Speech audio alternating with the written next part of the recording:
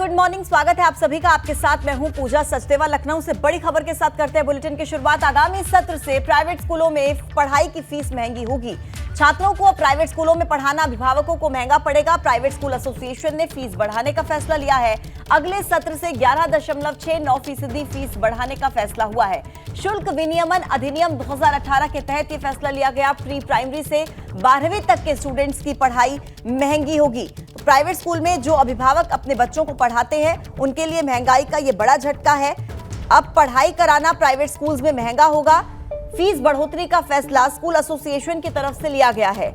11.69% ये फीस बढ़ाई जाएगी और फीस बढ़ाने से निश्चित तौर पर अब अभिभावकों के लिए एक बड़ा झटका है। ये महंगाई की मार उन्हें झेलनी पड़ेगी, क्योंकि शिक्षा के क्षेत्र में देखिए, जहां एक तरफ तो लगातार नए आयाम स्थापित करने पर चर्चा होती है, वहीं दूसरी तरफ अब जब पढ़ाई महंगी होगी अभिभावकों के लिए तो एक बड़ा बोझ उनके सर पर, क्योंकि प्री प्राइमरी से लेकर 12वीं तक के जो छात्र हैं उन सभी के लिए अब फीस बढ़ाने का फैसला एसोसिएशन की तरफ से लिया गया है। 11.69% फीस बढ़ाने का यह फैसला लिया गया है। शुल्क विनियमन अधिनियम 2018 के तहत यह फैसला हुआ है और प्री प्राइमरी से लेकर 12वीं कक्षा तक के छात्रों को पढ़ाना अब अभिभावकों को पहले के मुताबिक महंगा पड़ेगा। सैफई से खबर है, अखिलेश यादव आज से 2 दिन सैफई में ही रहेंगे। शिवपाल यादव की जिम्मेदारी को लेकर बड़ा ऐलान हो सकता है। निकाय चुनाव की रणनीति को लेकर भी अखिलेश चर्चा करेंगे। शिवपाल यादव, धर्मेंद्र यादव समेत अन्य नेताओं के साथ बैठक होगी। जसवंत नगर और करहल विधानसभा में भी देखिए आज जाएंगे अखिलेश यादव। और एक बड़ी जानकारी जो सामने आ रही है वो ये कि शिवपाल यादव की जिम्मेदारी को लेकर एक बड़ा फैसला हो सकता है। शिवपाल यादव, धर्मेंद्र यादव समेत अन्य नेताओं के साथ बैठक होगी। जसवंत नगर और करहल विधानसभा में कार्यकर्ताओं से बातचीत करेंगे। निकाय चुनाव में टिकट किसे दिया जाए, ये राजनीतिक दलों के लिए सबसे बड़ा सवाल बन गया है, क्योंकि पार्टी दफ्तर के बाहर टिकट के दावेदारों की कतार है। एक टिकट है और दर्जनों दावेदार। ये सवाल सबसे ज्यादा सपा और भाजपा के सामने है, क्योंकि टिकट्स को लेकर सबसे ज्यादा मारामारी इन्हीं दोनों दलों के बीच है। लेकिन सवाल बड़ा ये कि निकाय की ये जंग आखिर जीतेगा कौन।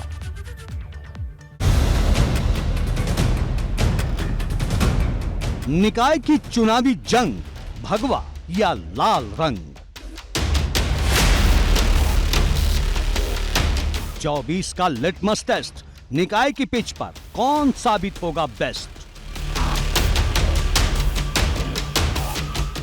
शहर वाली सरकार, टिकट के लिए पार्टी दफ्तर के बाहर कतार। निकाय चुनाव की अधिसूचना पर भले ही हाई कोर्ट की लखनऊ बेंच ने ब्रेक लगा रखा हो, लेकिन राजनीतिक दलों की तैयारी में कोई कमी नहीं है। भाजपा जहां निकाय चुनाव को 24 की तैयारी के रूप में देख रही है, तो सपा इसके जरिए 22 की हार का हिसाब बराबर करना चाहती है। वहीं कांग्रेस और बसपा भी निकाय चुनाव को लेकर अपना अपना दम भर रहे हैं, पर निकाय के युद्ध में सीधी जंग सपा और भाजपा के बीच ही नजर आ रही है। तैयारी के मोर्चे पर भाजपा दूसरे सभी दलों से आगे नजर आ रही है। सीएम योगी जहां सभी नगर निगमों में प्रबुद्ध सम्मेलन कर चुके हैं, तो भाजपा प्रदेश अध्यक्ष भूपेंद्र चौधरी अलग अलग जिलों में जाकर जिताऊ उम्मीदवार पर मंथन कर रहे हैं। हम लोगों ने अपना काम संगठन स्तर तक नीचे तक पूरा कर लिया है। हमारा संगठन का स्ट्रक्चर अपडेट है और भारतीय जनता पार्टी में जो प्रत्याशी चयन की प्रक्रिया है वो भी हमने आरंभ कर दी है। और बहुत जल्दी जैसे न्यायालय का आदेश आएगा, हम लोग प्रत्याशी चयन पूरा करके घोषणा कर देंगे और जनता के बीच में हमारी पूरी पार्टी जनता के बीच में जाएगी।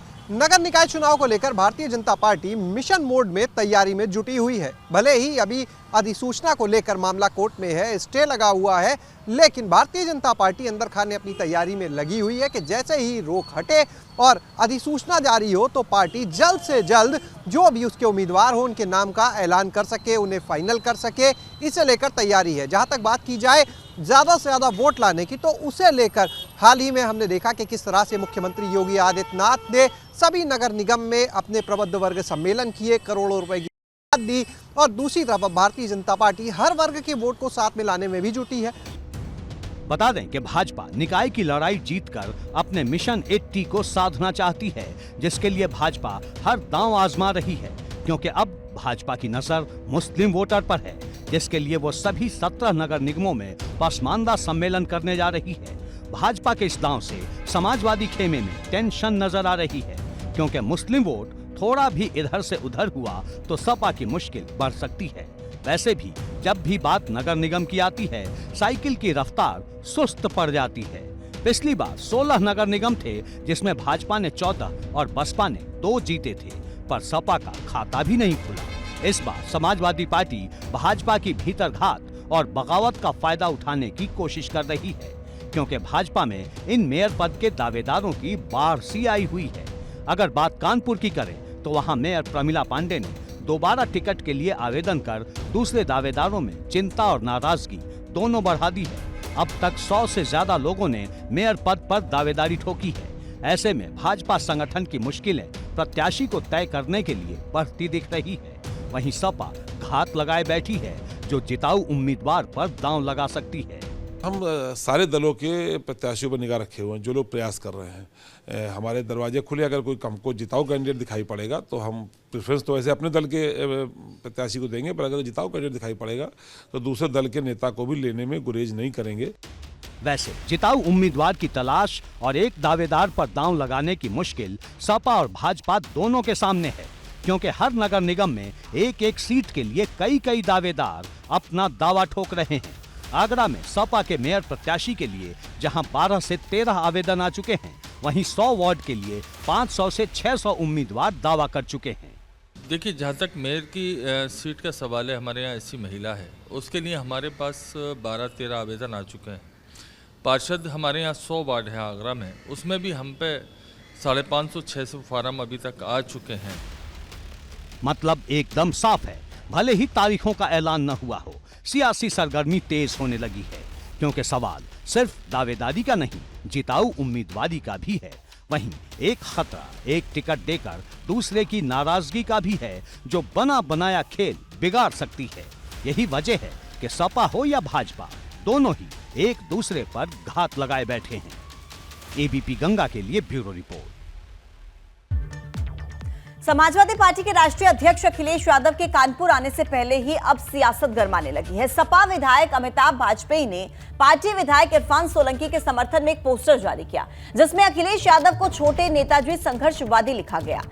साथ ही पोस्टर में स्लोगन के तौर पर लिखा गया कि इरफान तुम मत घबराना, तुम्हारे साथ है जमाना। आपको बता दें कि आज ही कांग्रेस जिला अध्यक्ष ने अखिलेश यादव के कानपुर दौरे पर सवाल उठाए थे और कहा था कि इरफान को जब जरूरत थी तो अखिलेश यादव चुनाव में व्यस्त थे।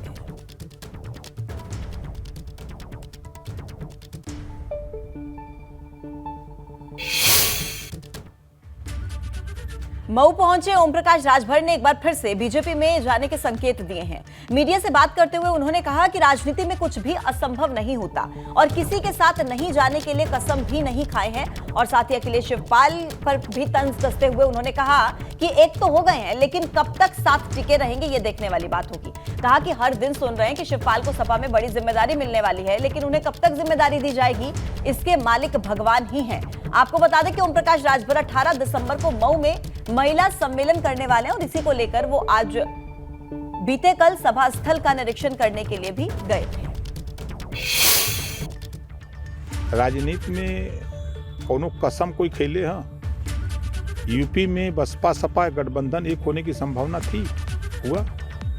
बीजेपी और पीडीपी, कश्मीर में अलगाववाद का नारा महबूबा मुफ्ती को बीजेपी के लोग बताते थे, दोनों मिलकर सरकार चलाए। राजनीति में नेता लोग दो मुहिया साफ होते हैं, कब क्या बोल देंगे कुछ पता नहीं, कब क्या करेंगे।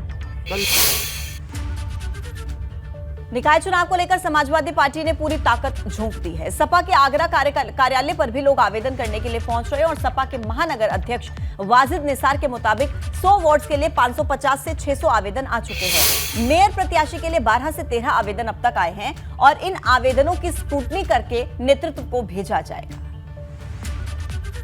पूरी लोकसभा उपचुनाव में जिस तरह से समाजवादी पार्टी ने एक ऐतिहासिक जीत दर्ज की है, उसके बाद पार्टी कार्यकर्ताओं में उत्साह है और निकाय चुनाव की सरगर्मियां इस समय प्रदेश में तेज हैं। समाजवादी पार्टी कार्यालय पर किस तरह से जो महानगर अध्यक्ष हैं वाजिद निसार, उनको आवेदन देने के लिए लोग पहुंच रहे हैं। पार्षद, नगर पंचायत, जो नगर निगम है, इसके लिए लगातार आवेदन करने के लिए महानगर कार्यालय तमाम जो लोग हैं वो पहुंच रहे हैं। तस्वीरों में आप देख सकते हैं कि आवेदनकर्ता इस समय पहुंचे हुए हैं और जो वाजिद निसार हैं महानगर अध्यक्ष, उनका ये दावा है कि 12 से 13 अभी आवेदन नगर निगम प्रत्याशी के लिए उनको मिल चुके हैं। इसके साथ ही जो 100 वार्ड हैं उसके लिए भी 550 से 600 आवेदन मिल चुके हैं। तो समाजवादी पार्टी की तरफ से ये दावा किया जा रहा है कि निकाय चुनाव में पार्टी मजबूती से लड़ेगी और जिस तरह से अभी हाल ही में जो मैनपुरी लोकसभा उपचुनाव हुआ है वहाँ भारतीय जनता पार्टी को जो शिकस्त दी है, ऐसे ही शिकस्त निकाय चुनाव में भी समाजवादी पार्टी की तरफ से बीजेपी प्रत्याशियों को दी जाएगी। तो पार्षद हमारे यहाँ 100 वार्ड है आगरा में,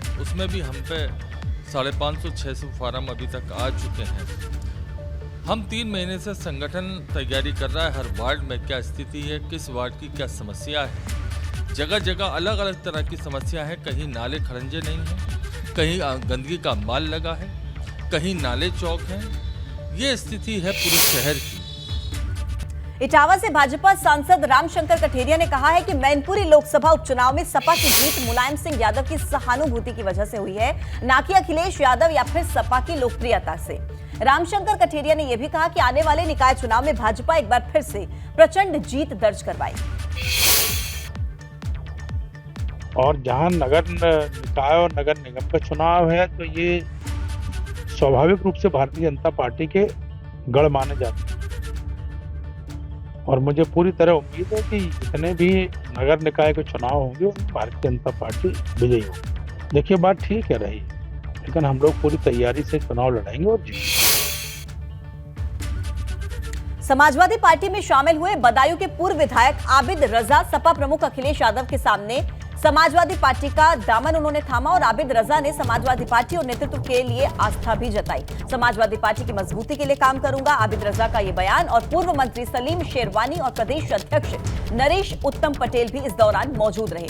आबिद रजा ने समाजवादी पार्टी और नेतृत्व के प्रति अपनी आस्था जताई और पार्टी ज्वाइन कर लिए। देखिए तस्वीरें, समाजवादी पार्टी की मजबूती के लिए मैं काम करूंगा।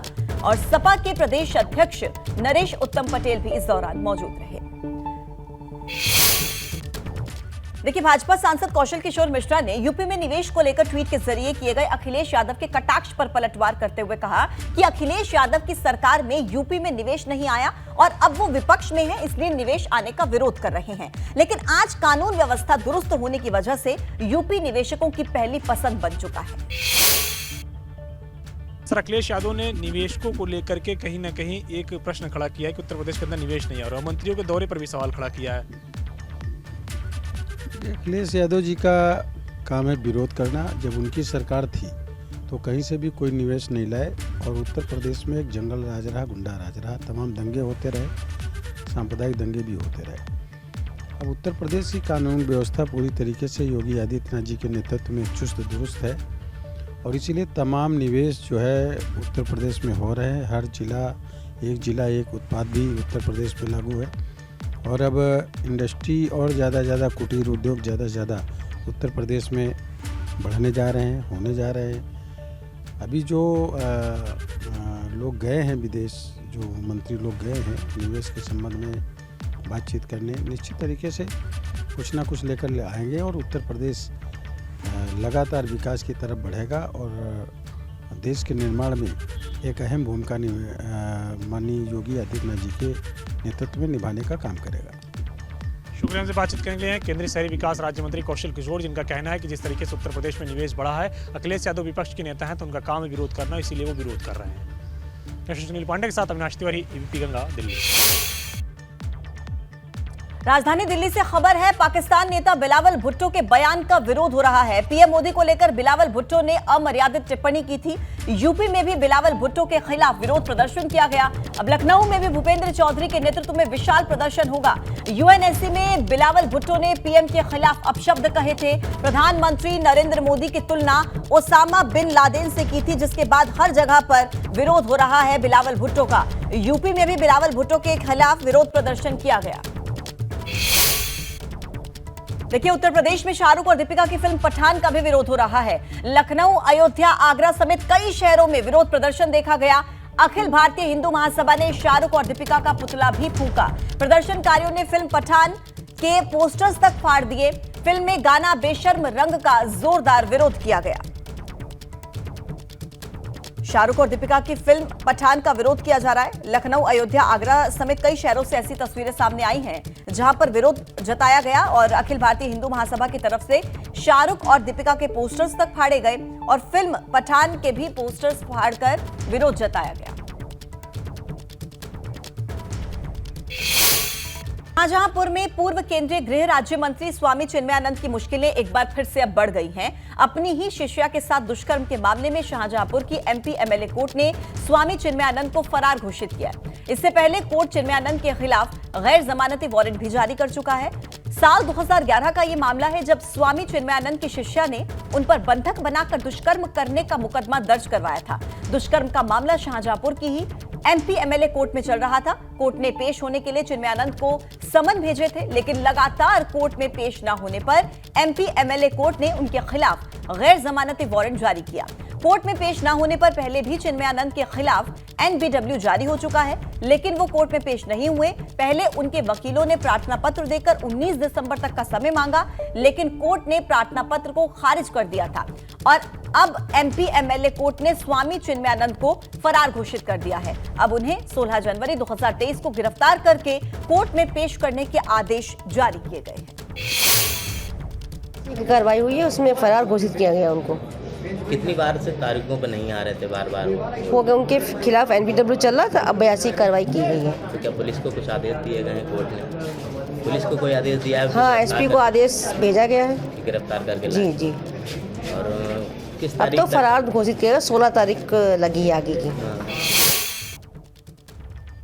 और लखनऊ से खबर है जहां नगर विकास मंत्री ए.के. शर्मा ने की समीक्षा और निकायों में बनाए गए रैन बसेरों की वर्चुअल समीक्षा की है। ठंड में खुले आसमान के नीचे कोई ना सोए और बेसहारा गरीबों के रुकने की समुचित व्यवस्था हो, ये उन्होंने आदेश दिए। शेल्टर होम्स के लिए बड़े शाइनेज लगवाए जाएं और इसी के साथ ही रैन बसेरे साफ सुथरे और व्यवस्थित ढंग से बने होने चाहिए। तो बड़ी खबर इस वक्त की आप तक पहुंचा रहे हैं। देखिए, ठंड शुरू हो चुकी है और रैन बसेरों को लेकर व्यवस्था सुचारू होनी चाहिए।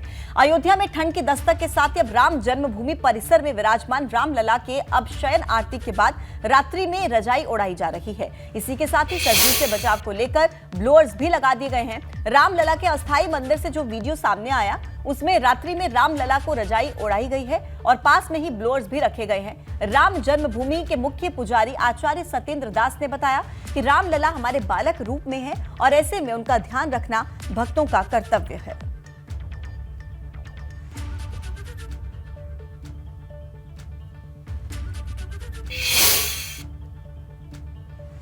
आगरा के बाहर से बहुत ही खूबसूरत तस्वीरें सामने आई हैं। चंबल नदी के टापू पर धूप सेंकते हुए घड़ियाल और मगरमच्छ नजर आ रहे हैं।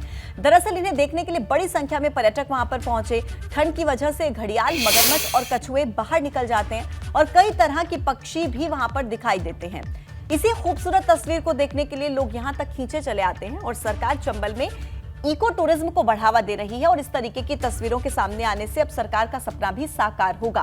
पिनाहट क्षेत्र के चंबल नदी घाट की ये तस्वीरें हैं और ये तस्वीरें देखिए, लोग दूर दराज से इस क्षेत्र में पहुंचते हैं और ये नजारा अपनी आंखों से देखने के लिए यहाँ पर पहुंचते हैं। एक्सक्लूसिव तस्वीरें हैं ये एबीपी गंगा के पास। घड़ियाल और मगरमच्छ धूप सेकने के लिए देखिए बाहर निकले हैं। सर्दी के दिनों में चंबल नदी की ये शानदार तस्वीर हम आपको दिखा रहे हैं, जहां घड़ियाल और मगरमच्छ धूप सेकते हुए नजर आ रहे हैं।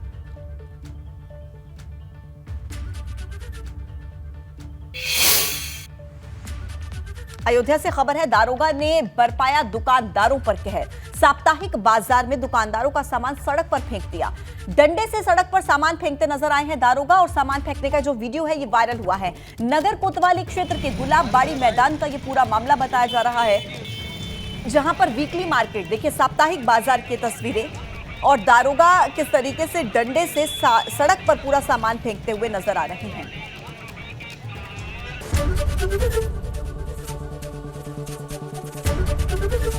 एबीपी गंगा, खबर आपकी, जुबान आपकी।